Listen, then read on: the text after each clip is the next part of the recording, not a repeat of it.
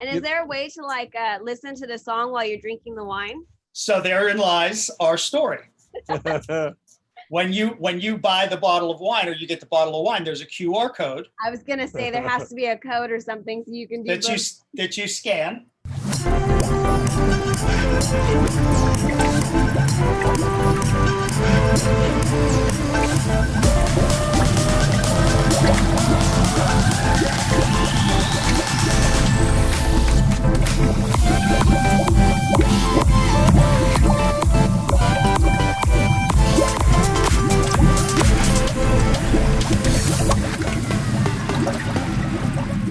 The reason I was going to ask you about, or I asked you about you living in Jersey, you've been out to California, haven't you? I assume. Yeah, but I haven't done like a lot of California.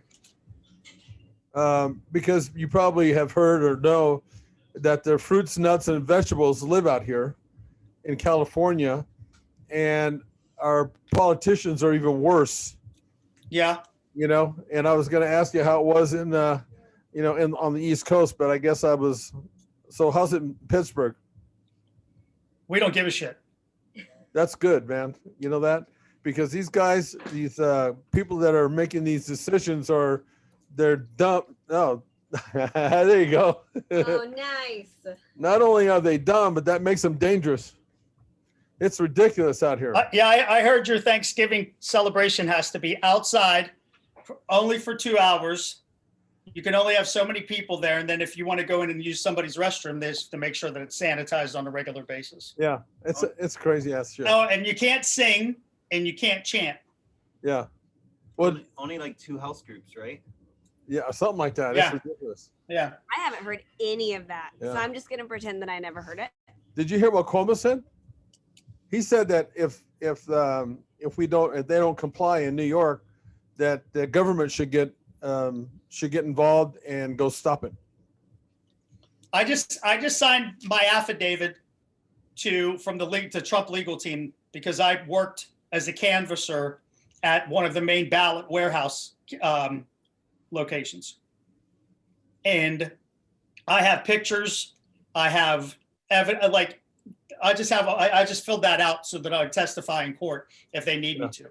But they actually just called me now to go and work at the canvassing to oversee ballots. And I said, I'm doing a podcast. I'll call you after I'm done. If you still need me, I'll run down. Yeah, it's man, you can't even run a movie this good. It's so crazy. You know, I've never seen anything like that in my whole life. It's been so weird. Wait, so did you say that you have proof of some stuff going on? Yes. Oh, yeah. Wow. So they wouldn't let us in to actually see the ballots. So they kept us in a barricade. And the closest table that we could actually observe was at least 10 feet away, but their backs were turned to us. Unbelievable. So we couldn't see them, but we could see we could basically, common sense. Like, okay, they're taking this out of an envelope and then putting it in this pile. But are they paying attention? Yeah. That's the question. Well, during that process, and if you could think of it cafeteria style, and you've got 4 rows of tables going back, and then all the way down at the other side of the warehouse, it was almost half the length of a football field, 3/4 before to even see what was going on. You couldn't find. You had to act like, what the hell's going on down there? Yeah, insane. Well, and then they had a guy who was doing a contest, and he was encouraging this group of tables to compete with this group of tables to see who could process their ballots faster. Oh, that's nice. Oh, yeah. Let's do them as fast as we can, not accurately. Fuck that. Exactly. Unbelievable. Well, what about the people that were on the other side? Were they observing much closer? Because I'm hearing some like. No, they were in the same spots that we were. But nobody really had any closer access than anybody else did. So, but therein lies still the hidden agenda behind that, to not let anybody see what was going on. Yeah. Exactly. Yeah. Why? We know why. But man, we know why. yeah, we know why. That's crazy. Did you hear that the Supreme Court ruled against the Secretary of State in Pennsylvania when he's the one that extended the ballots to come in 3 days later? Did that just happen today? Yep. Oh, good. Thank God. I just saw that the Supreme Court ruled against the Secretary of State. It's unconstitutional, which is what they've been saying the whole time, But Ronnie, the thing is, my concern is that, the laws, even if the law is on our side, I'm concerned that it doesn't matter. And they get away with like murder, it seems like. So why should the Constitution even matter? That's kind of the thought that I have being paranoid. I have no doubt Trump's not going to let anybody steal shit from him. Yeah, I agree. He's not going down. Wow. Who do you guys think is doing this? Everybody else. Would you say the majority? I don't know, Ronnie. What do you think? Who's behind it? Yeah. I mean, it's big tech. It's all the institutions. Even like I heard last night on TV that the FDA and who was it? Oh, Pfizer. They're actually in bed with each other to slow down the release of the vaccine. Well, sure. That and the other one, the Eli Lilly. Did you notice the timing of it? It all came out the day after they announced Joe Biden president or president-elect. Yeah.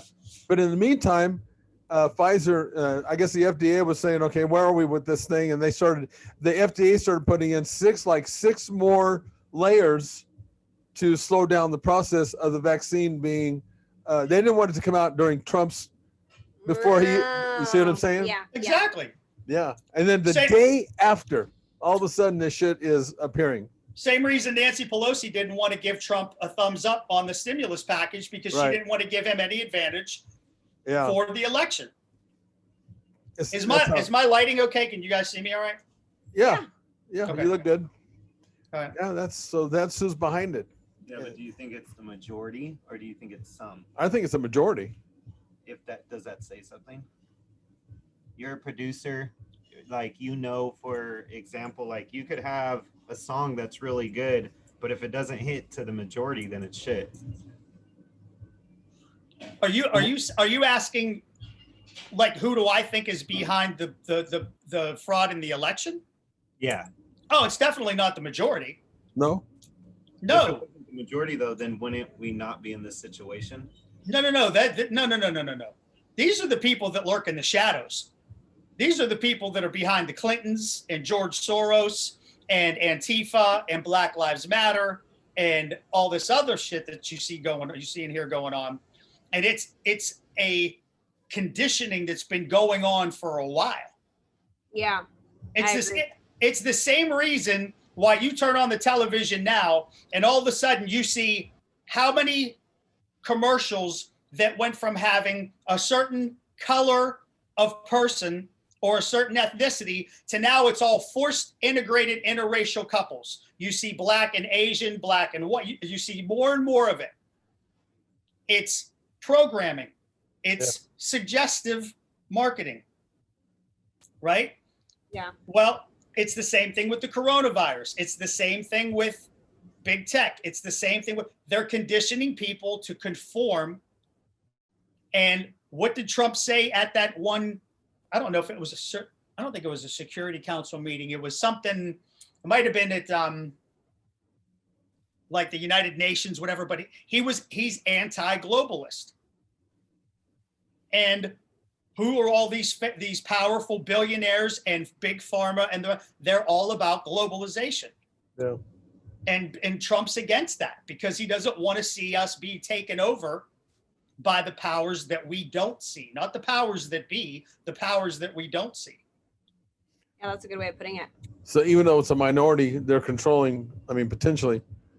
It's a powerful minority. They're pretty close. If we lose the Senate in January, the two seats that they're running again as a runoff, then all of a sudden you have, and if Biden gets in, that's a fucking disaster. Yeah, I don't think because they're doing a recount because those people already won. So if they're recounting it, they're going to win again. At least that's what I think. But going back to what we just said, it's a private minority that is controlling and helping the majority. And that majority is opposite of our silent majority. Yeah. That's the hidden war. That's the civil war. Yeah. You start playing with people's emotions, that's what triggers people to go out and go crazy. Yeah. And start fighting each other. It's so true. And they do shit that's just not, there's no rationale behind it. Like, for example, this mask, wearing these masks. When I see people that are in their car by themselves driving with the mask on, I'm thinking, what the are you that fucking, you're not, I mean, controlled or what? Okay, I think you're thinking too much about it. I think they went into a store with the mask and then they just didn't take it off. Really? I really think it's like that little. Well, I see quite a few people doing that. No, I don't mean there's not a lot of people doing it. I mean, like, it's like I wear headphones everywhere. And then when I get in my car, like you saw me take out my headphones. I was listening to my car radio, but it was because it was on before I got in my car and I just didn't take it off.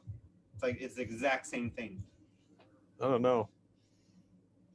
I could see that. I don't think anyone's scared inside their car. I think they just haven't took it off yet. And then we're like, look at them, stupid. But I don't think it's like how about the husband and wife or the couple that's in the car with the mask on? Yeah, then I don't know. I've seen a lot of that too. Or else, what about those idiots? I see parents have masks on in the store and then their kids don't. Yeah, I've seen that too. Weird. Are you wearing masks all over the place in Pittsburgh? People are, I'm not. Yeah. So how do you deal with that? Because I don't either. I make them ask me if I've got one, and then I ask them, well, do you have one? And it's against my religion. So here's what Religion? Why not? Well, everybody else uses that fucking thing. Yeah. What I do is I just go, like, no matter where I'm going, I'll like walk in with the mask on. And then when I get into the store, I pull it down because I can't breathe. I hyperventilate. I do me too. I actually do too. One of the reasons I never played football, and this sounds stupid, but I never got over this fear, is whenever I was younger, kids would pile on top of you and then you couldn't breathe. And I freaked out a couple of times. Oh, crap. And then also another time I almost drowned in the pool. So that fear of air has always just stuck with me. Oh, yeah. Right? I can see that.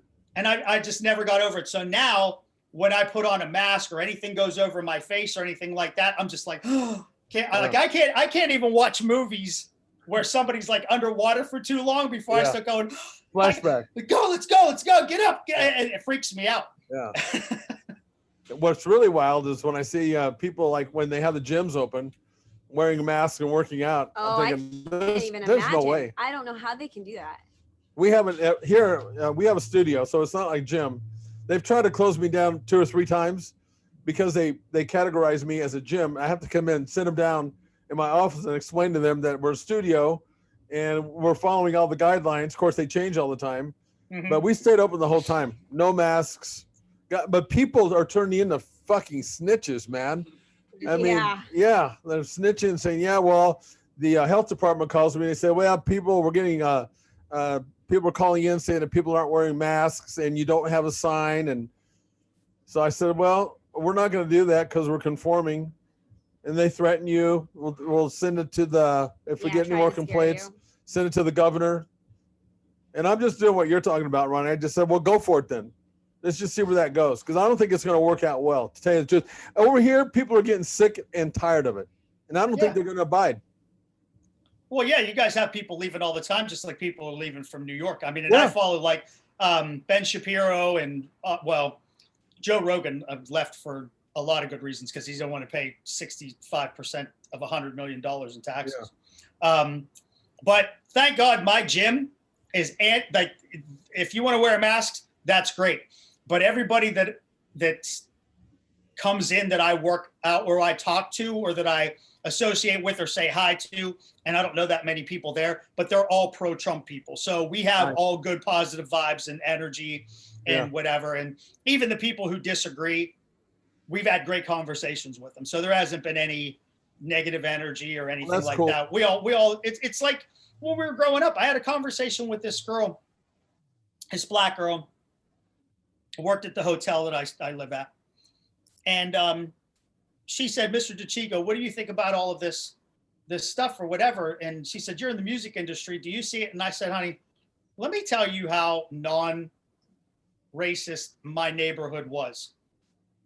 Everybody called everybody, every name in the book to rip on each other, right, to laugh and joke. It was more about who could, I have to be careful. No, you don't. You don't have to be careful. I don't want to swear in front of Kara. Oh, please. Oh, please. I She swear all the cusses more time. than I do. Okay, so the idea was to bust somebody's balls as much as you could. Yeah. So the N-word or the Dago, I got called Chef Boyardee. Your mom looks like pasta vajol, da da da da. And I was like, whatever. Your lips look like Fat Albert springboard lip. Yeah. You know what I mean? And we're talking about blacks, but these were our friends. Right. Yeah. And if you didn't interact with anybody in the neighborhood like that, then you knew that they weren't your friends. You didn't know who they were. Yeah. So the more we busted, we called it ripping back then, busted each other's balls, the more we liked each other. Right. Exactly. And so we didn't know racism. We didn't know. Yeah. I didn't know gay or straight or this or that. I just knew what I was, or what I was supposed to be. And then when I got into the music industry, that all changed. Yeah. And I had a rude awakening. But and why don't you tell us a little bit about? I know that you're in the music industry. Why don't you tell us a bit more about other things that you're doing? But I want to talk about the music industry and the stuff that's going on, kind of behind the scenes. I guess a little bit. Yeah, I got a question. So, is it scary right now for the music industry? Because I know an artist only really makes money on shows. So does that affect you now for being a producer? So let me ask you this: why do artists only make money on shows? Because usually they don't own the rights to their songs most of the time. So you know what that tells me? got bad representation. Well, bands are starting. You'll hear like big bands, like really like Motley Crue and stuff. It's like we had to buy all of our stuff back because we were dumb when we were young. That's what companies want, or like those young bands that are coming up, not because they're coming up, because they're stupid. I'm being incredibly sarcastic with you, by the way. Oh, okay. because they're idiots. They don't know how to strategically market themselves. For example, you asked me what else I'm involved in, and Leo, I owe you a picture, but I was waiting for this to come out so I could send you a bottle of my wine. Oh, look at that. Nice. Nice. So I'll have to send you and Kara a couple of bottles and a picture. Yeah. I want to know about that. How is that? Just somebody? Are you representing that wine company or that wine, or did you actually? How are you involved in that? There's some moving parts in it, but I want to answer his question. For me, the music industry isn't scary at all because my money isn't made on live shows or worrying about my publishing or things like that because I own everything that I do. However, so I'm a Billboard reporter, which means I have a territory, which is Las Vegas. And the Billboard Dance Club chart is based upon myself and 120 odd some other DJs. But because nobody's playing in clubs, we can't officially chart anything because we're not spinning. The clubs are closed. So normally when that's going on, we get a lot of remix work from the labels because the labels want to hire remixers that are also Billboard reporters because it gives them a leg up because we're obviously going to support our own mixes. Right. So it's like, hiring somebody and the tangible is, well, they're going to support what it is that they get hired for. And then they also have relationships with other people that are on the panel. So, it's a strategic way to promote what it is that you're doing, as opposed to hiring somebody that nobody knows, and then that support won't come. So if you have a favorite DJ or somebody who's popular on the panel that does relatively well, you want to hire that remixer to remix your track, and then the support will come within the panel. But I just recently did a top 40 radio promotion for a kid that was on The Voice, Preston C. Howe. And we got him to top. We worked his record to top 40 radio. So he just recently appeared on the indicator and activator charts, which are a sign for up and coming songs that are working on radio. I have a couple of, I have one new independent artist that's not signed that I'm going to be working with. And then I have another artist out of Fort Lauderdale that I'm actually going to work on one of the wines with. Her name's Kendra Erica, and she does a lot of, she's our independent, she's on her own label. So she funds everything she does. She's a young entrepreneur and has had a lot of Billboard dance success, but now moving into the top 40 realm. So for what you asked me, yeah, there's a lot of nervousness and lack of money coming in from the live shows and actual in-person concerts, of course, because they're not selling concert tickets. Same thing, the NBA took a huge hit, the NFL, baseball, etc. Yeah. But that's when you figure out, well, what else can I do? How can I market my music? How can I how can I gain visibility? Well, what we've been doing, and this is where the wine comes into play. The name of the company is called Sonar Wines America. Sonar, sound waves. So what we do is we pair up a recording artist with a song and a grape from a vineyard in a certain region. And we take that song and we actually change the molecular profile of the flavor of that wine by playing music inside the tanks. So the sound waves and the frequency of the music changes the flavor profile of the wine. We add less sugar, so there's less sulfites, and then the yeast is also adjusted accordingly. And then we bench test it over an accelerated 9 to 12, 13-week period. And then we figure, do we need to change the volume? Do we need to shorten? Do we need to lengthen until we get that flavor that we want?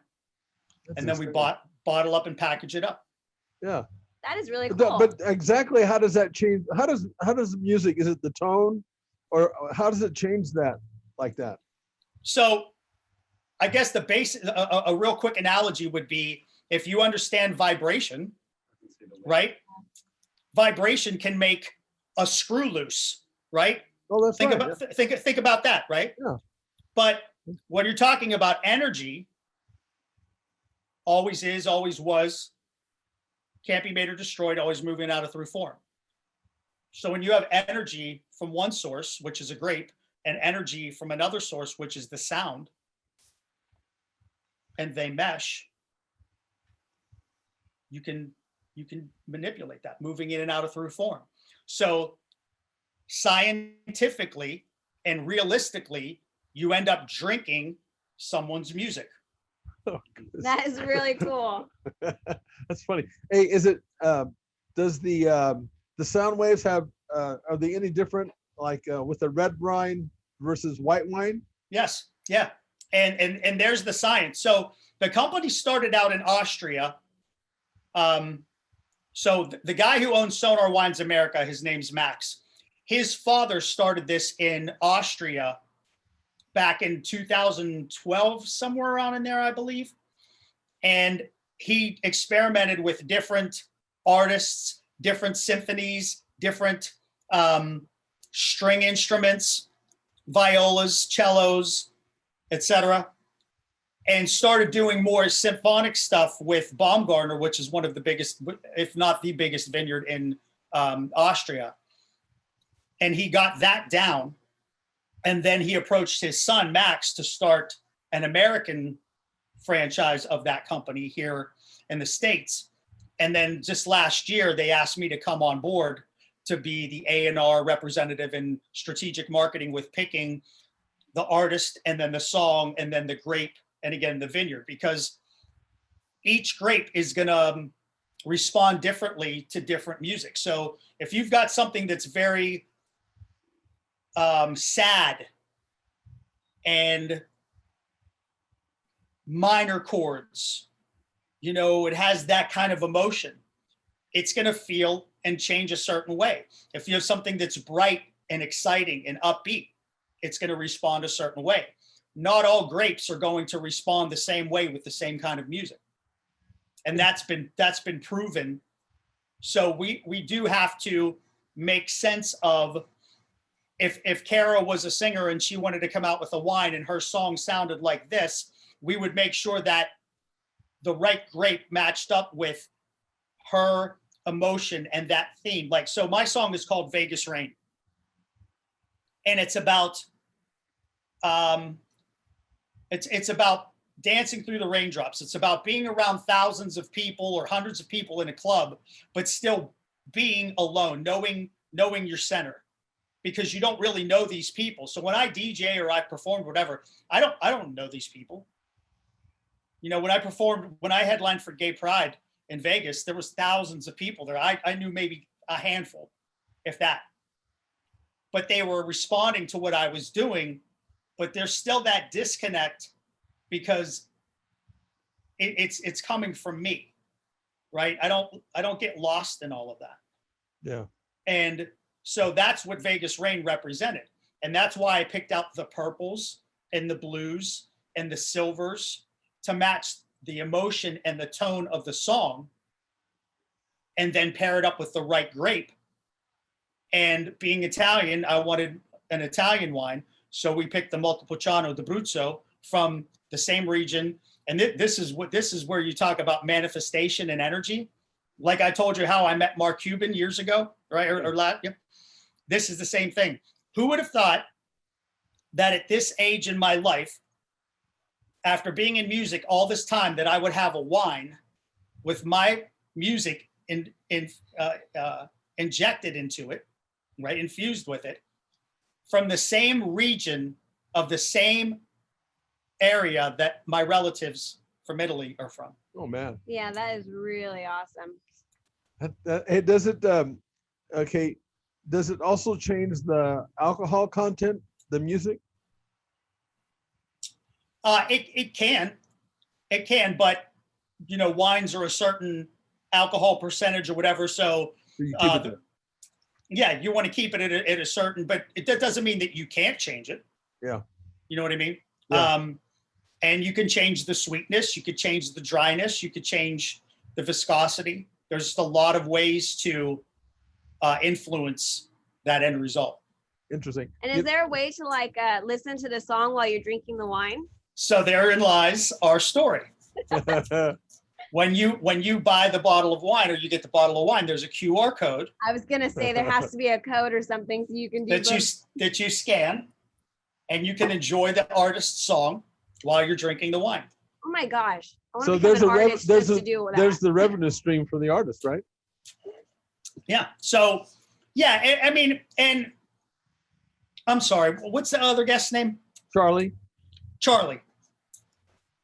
So like Charlie was talking about revenue streams for artists.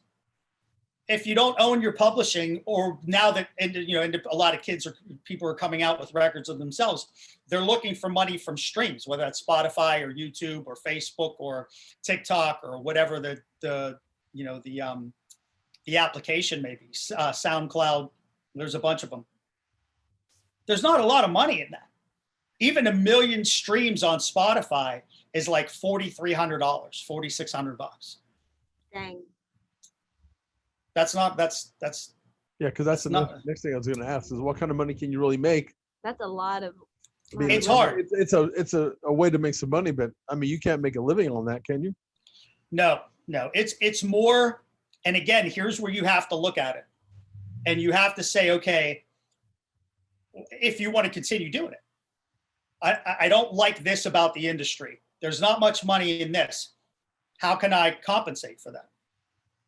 So what we've been doing, and what, like I said, I have Kendra's going to be coming up this weekend to talk about her wine, is I put together a whole promotional package and a whole pitch based on her selling wine as a piece of merchandise, so that it doesn't matter if her song is successful on radio or not. She could end up making $40,000 to $50,000 over costs just by selling wine to people right? Maybe a little bit less if she gets it into these restaurants that she's already familiar with, that people know her, that she does these venues and these events at and things like that.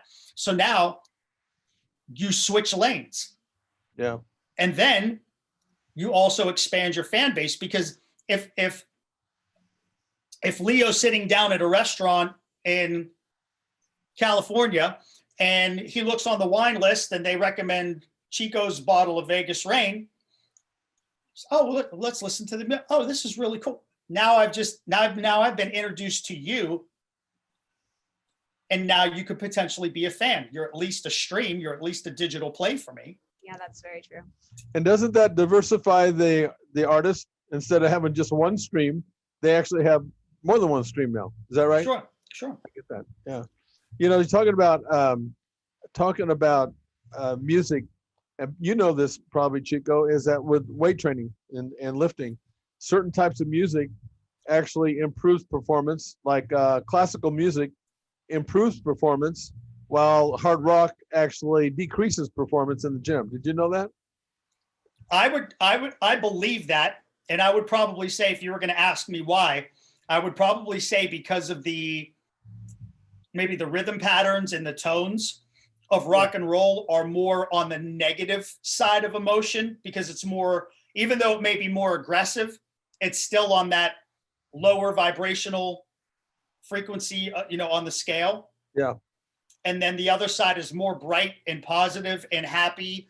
And that is for growth and connection and forward momentum and things like that. So yeah, actually classical music is more in harmony with the way your heart beats, and hard rock, it goes against the way your heart beats. It's negative that way. So it kind of ties, it's kind of what you're saying. Sure. Interesting. As well as, colors. There's different colors that are more productive for training, like the reds and the yellows, those bold colors versus purples, or like a light or sort of muted colors. That also makes a difference. You never think about stuff like that, but it does work. So let me ask you this: do you promote visualization with people that are working out for their training? No. And the reason why I don't is because I used to kind of be into that. And when I went back to Bulgaria back in the late 80s, that was one of the questions I asked those guys. I said, does visualization work? And they said, no. They said repetition being the mother of skill is what works, but no visualization. And what would happen, Ronnie, I went to two world events over in Eastern Europe, and you have these countries that did believe in that. And the athlete would walk up to that bar and he would go through this mantra and visualization, and the Bulgarians, they would just walk up to and of course the guys that were doing all this prior to lifting the weight, it took them a little bit before they actually lifted the weight. The Bulgarians would just walk up to the bar and lift the weight. Well, maybe not in that context. Let me ask this in a different way.